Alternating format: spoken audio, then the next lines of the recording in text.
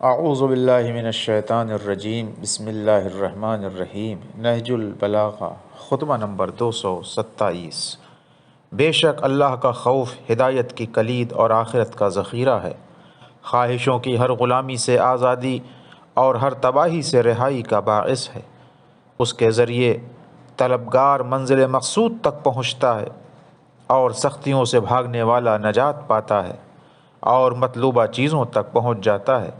اچھے اعمال بجا لے آؤ، ابھی جبکہ اعمال بلند ہو رہے ہیں تو یہ فائدہ دے سکتی ہیں۔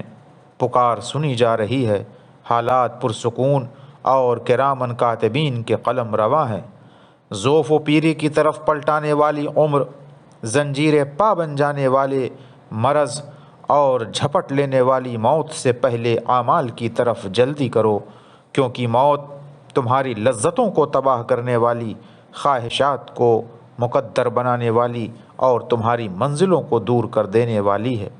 یہ ناپسندیدہ ملاقاتی اور شکست نہ کھانے والا حریف ہے اور ایسی خونخوار ہے کہ اس سے خون بہا کا مطالبہ نہیں کیا جا سکتا۔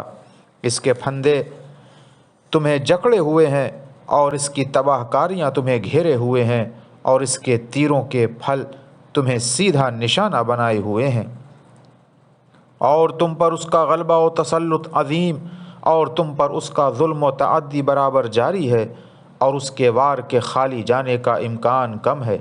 قریب ہے کہ صحاب مرگ کی تیرگیاں، مرض الموت کے لو کے جان لیوا سختیوں کے اندھیرے، سانس اکھڑنے کی مدہوشیاں، جاں کنی کی اذیتیں، اس کے ہر طرف سے چھا جانے کی تاریکی اور کام و دہن کے لیے اس کی بدمزگی تمہیں گھیر لے، گویا کہ وہ تم پر اچانک آ پڑی ہے، کہ جس نے تمہارے ساتھ چپکے باتیں کرنے والے کو خاموش کر دیا اور تمہاری جماعت کو متفرق کر دیا اور تمہارے نشانات کو مٹا دیا اور تمہارے گھروں کو سنسان کر دیا اور تمہارے وارثوں کو تیار کر دیا کہ وہ تمہارے ترکے کو مخصوص عزیزوں میں، کہ جنہوں نے تمہیں کچھ بھی فائدہ نہ دیا، اور ان غم زدہ قریبیوں میں کہ جو موت کو روک نہ سکے، اور ان خوش ہونے والے رشتہ داروں میں جو ذرا پہ بے چین نہیں ہوئے، تقسیم کر لیں۔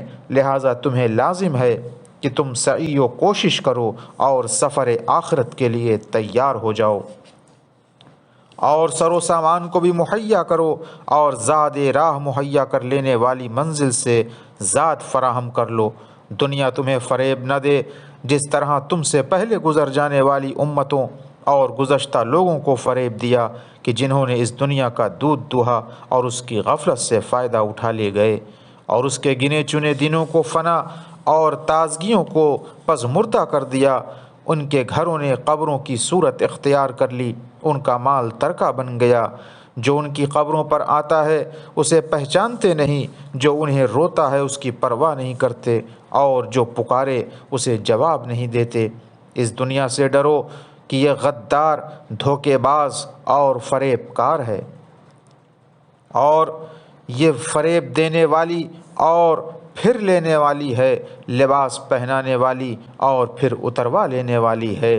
اس کی آسائشیں ہمیشہ نہیں رہتی، نہ اس کی سختیاں ختم ہوتی ہیں اور نہ اس کی مصیبتیں رکتی ہیں۔ وآخر دعوانا ان الحمد للہ رب العالمین۔